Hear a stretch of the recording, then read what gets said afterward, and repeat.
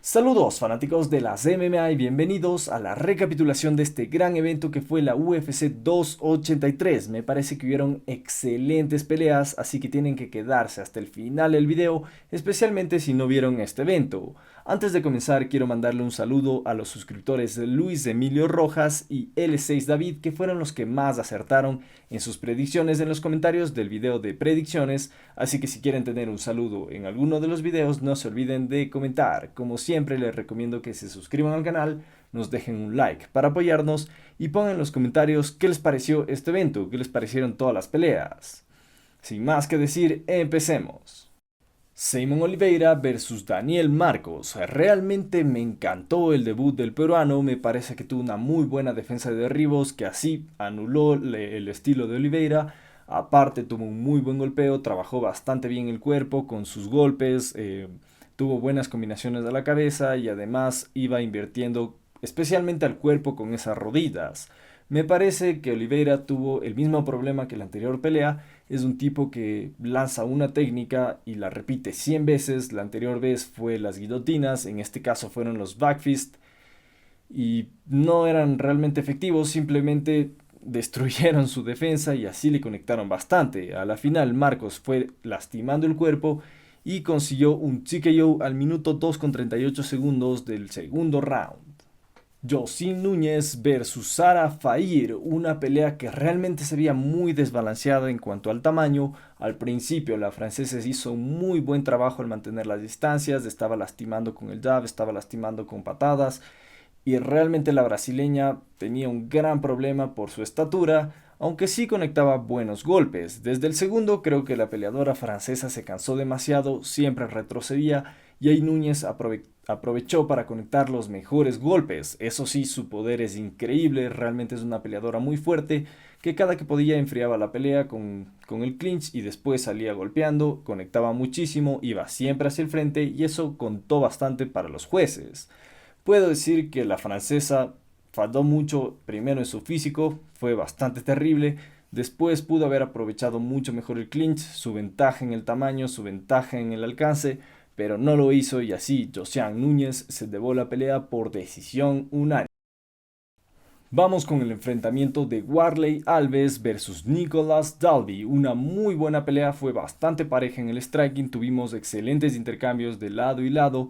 Puedo decir que Dalby fue el de más volumen, era el que mejor conectaba en el primer round especialmente. Ahí Alves hizo un buen trabajo con las patadas, pero Dalby era el más determinante. En el segundo fue más de lo mismo, pero ahí Alves consiguió un derribo, tuvo algo de control. Me parece que este round fue mucho más cerrado y tal vez se iba del lado del brasileño. Y en el tercero, la misma tónica, muy buen striking, intercambios de lado y lado. Ahí sí podemos decir que Dalby enfrió mucho más la pelea con el clinch y aprovechó esos tiempos para ir puntuando. Así logró conseguir la victoria por decisión dividida. Vamos con la primera sorpresa de la noche, que fue el combate entre Ismael Bonfim versus Terrence McKinney. ¿Por qué digo que fue una sorpresa? No tanto por la victoria del brasileño, sino porque McKinney nos tiene acostumbrados a primeros rounds de muchísima intensidad, lanza todo con bastante insistencia, sea en grappling, sea en striking, y esta vez se lo vio mucho más pausado, mucho más analítico, y el grave problema fue que el brasileño logró captar el tempo de McKinney. Cada que él intentaba atacar, el otro lo contraatacaba y así fue ganando el primer round, y en el segundo le consiguió muy buenos golpes que llevaron a McKinney contra la reja y ahí Ismael Bonfim lanzó una muy buena flying knee que cambió de rodilla en pleno aire y consiguió un knockout increíble. Para mí uno de los mejores, si no el mejor de la noche. Así Ismael Bonfim en su debut consiguió una gran victoria por knockout al minuto 2:17. Alto.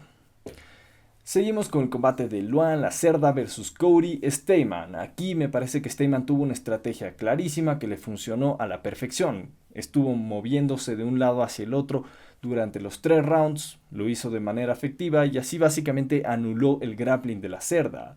Ahora puedo decir que Stamann estuvo conectando con el jab, con las low kicks, básicamente se fue llevando progresivamente los rounds.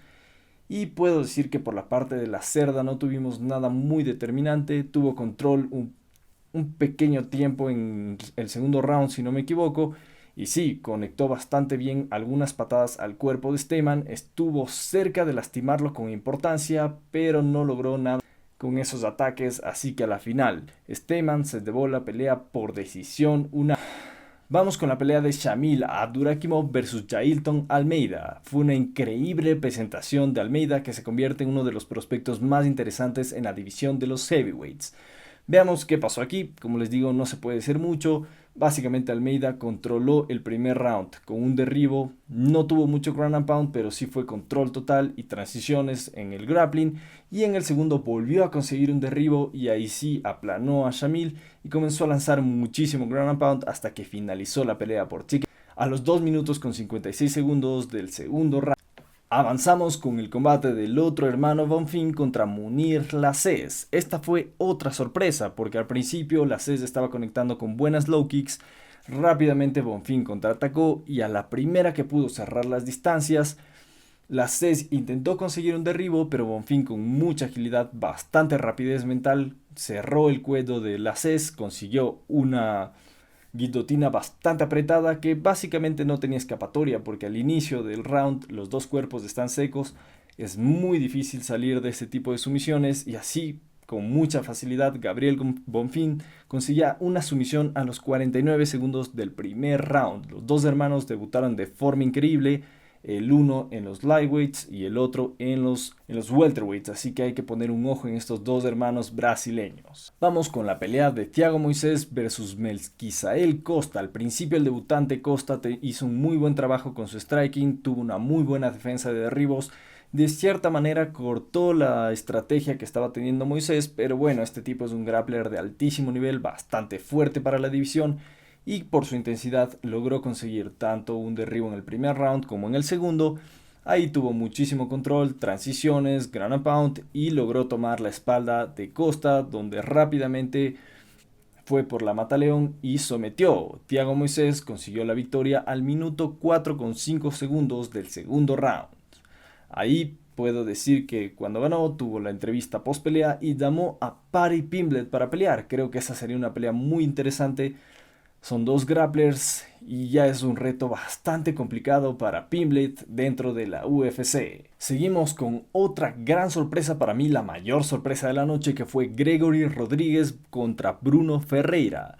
Fue una pelea muy apretada, los dos estaban conectando de buena forma. Me parece que Ferreira conectó buenos ganchos y low kicks, pero Rodríguez creo que se equivocó al momento de ir a intercambiar con Ferreira, porque era un peleador mucho más completo, tenía la oportunidad de llevar la pelea al grappling, decidió ir por el intercambio y sí, puedo decir que fue muy sorpresivo incluso para él, con dos buenas fintas. Ferreira logró armar el escenario para conectar una muy buena izquierda que fue directo a la quejada de Rodríguez, que realmente no pudo hacer nada. Ese golpe lo llevó al piso, no había necesidad ni siquiera de ir por el ground and pound, y así Ferreira en su debut consiguió un knockout al minuto 4,13 segundos del primer round contra un peleador que se venía perfilando como uno de los prospectos más interesantes en esa división. Llegamos a la pelea estelar de las preliminares, básicamente la última pelea de Mauricio Rua, que fue contra Ihor Potieria. Al principio me pareció que Rua estaba haciendo un buen trabajo, incluso conectó dos buenas manos, dos buenos ganchos que emocionaron bastante al público. Parecía que lastimaba a Potieria, parecía que podía sacar la pelea adelante, pero después la velocidad y resistencia del ucraniano salió a relucir. Comenzó a conectar muchísimo, conectó en un punto una buena izquierda en la cabeza de Rua y ahí fue la debacle. Básicamente comenzó a conectar con golpes contra la reja, ground and pound, y así finalizó la pelea por TKO al minuto 4,5 segundos del primer round. Esa fue la última pelea de Rua. Después de eso anunció su retiro y tenemos a otra leyenda que se retira de una manera bastante triste, pero que es necesario hacerlo. Empezamos el main card con la pelea de Paul Craig versus Johnny Walker. De los combates más analíticos, pues al principio los dos estaban esperando a ver qué hacía el otro para empezar su estrategia. Lanzaron low kicks de lado y lado, nada muy determinante, hasta el momento en que Walker lanzó una patada, Craig la agarró, parecía que podía conseguir un derribo ahí, pero ahí viene la sorpresa. Walker comenzó a conectar con bastante importancia, muchísimo poder, hizo que Craig vaya al piso y ahí comenzó a maltratar con Hammerfists que básicamente le dieron la pelea. Lo sorprendente en este combate es que en serio es difícil conectar con tanto poder si tienen una pierna arriba. Básicamente no tenía base ni distancia como para golpear con esa fuerza, pero lo logró y consiguió un TKO al minuto 2:16 del primer round. Walker vuelve a encaminarse en la división. Me parece que, como dije, iba a ganar este combate porque Craig no era un gran striker, no tiene tanto poder. Cuando se tope con un striker hay que ver cómo está su quijada. Avanzamos con una de las peleas más desiguales de la cartelera. Esta fue Lauren Murphy contra Jessica Andrade. No hay mucho que decir aquí. Andrade fue mejor en la velocidad, mejor en la técnica, tuvo mucho más poder al momento de conectar. Murphy realmente... Ahí se ve la diferencia que hay entre las peleadoras de alto nivel en este tipo de divisiones femeninas. A pesar de que Murphy sea la número 4 de la división, realmente había una brecha enorme en cuanto a técnica y en todos los elementos que les acabo de decir. Fue una paliza durante los 3 rounds. Realmente no hubo nada destacable en Murphy más que un poco de control en el piso durante poquísimos segundos. Conectó algunos golpes, pero no hubo mucho más que eso.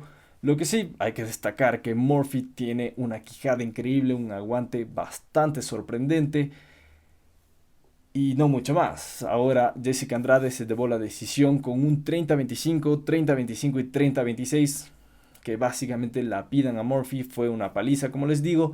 Y ahora hay que pensar qué hay en la división, porque si Grasso se va a enfrentar a Shevchenko, creo que Andrade queda a las puertas de ese título. En este momento es la contendiente número 1, por lo menos para mí.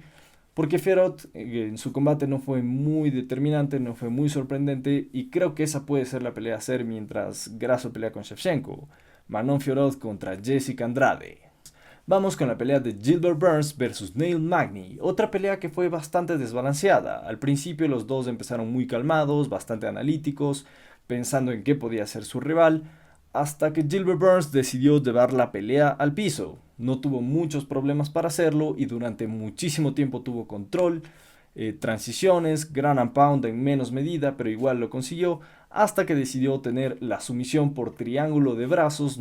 Como les digo, no tuvo mucha defensa por parte de Magny y consiguió esta sumisión al minuto 4:15 del primer round.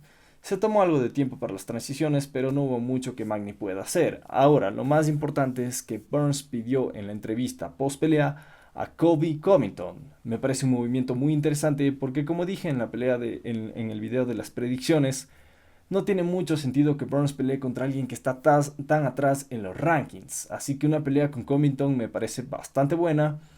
Ahora hay que pensar qué pasó con Chimaev, que se supone iba a ser el que pelee con Covington. Me parece que Chimaev va a dedicarse mucho más a la división de los middleweights. Así que este enfrentamiento entre Covington y Burns puede ser muy bueno para la división de los welterweights. Llegamos a la pelea coestelar de la noche y primera pelea por el campeonato. Aquí tenemos a Davison Figueiredo contra Brandon Moreno. Puedo decir que fue una pelea que estaba balanceándose bastante hacia el lado del mexicano. Tuvo una gran ventaja en el striking, su boxeo lució muy bien, creo que es un peleador que ha crecido bastante. En el grappling la cosa también estuvo muy pareja, parecía una partida de ajedrez en momentos donde Moreno consiguió el derribo, Figueiredo la transición, Moreno volvió a conseguir la transición, Figueiredo intentó una sumisión de guillotina, Moreno consiguió salir de esa sumisión y controló el resto del round con ground and pound y control con una posición ventajosa, así que me parece que fue una pelea muy entretenida hasta que en el tercer round Moreno consiguió una muy buena mano izquierda que conectó directo en el ojo de Figueiredo. Al principio parecía que era un piquete, incluso se veía que Moreno levantaba la otra mano y podía conseguir un piquete con esta mano, pero realmente no fue nada. Y fue un golpe directo en el ojo que no permitió a Figueiredo salir al cuarto round. Eso fue lo más importante. Hizo bastante, pero bastante daño al ojo del brasileño. Y básicamente por una detención del doctor, Moreno se convirtió en el nuevo campeón de los flyweights. Y bueno, hay otra noticia muy importante en este combate porque Figueiredo anunciaba que no iba a pelear más en los flyweights, sino que ascendía a la categoría de los bantamweights.